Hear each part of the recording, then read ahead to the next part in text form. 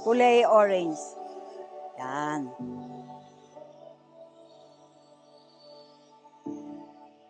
I am Martina. Martina Pagoso, an 80-year-old senior. My long life dream since I was in elementary to make my parents happy. Because I'm the eldest, I like to give them a better life. And that's my ambition to see the beatific vision. Question, did you ever imagine na aabot po kayo ng 80 years old? No, Uh-huh.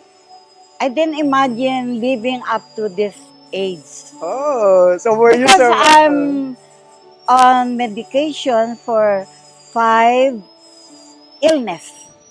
But because of the Lord, His love for me, He takes care of me through many accidents and storms in life.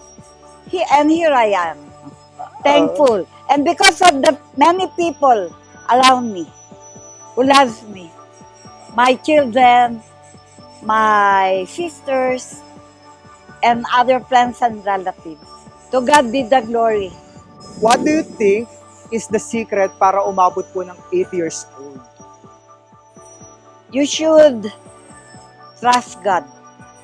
Prayers, so that you will have peace of mind, joy, because you know that the Lord Almighty is always beside you, who will protect you.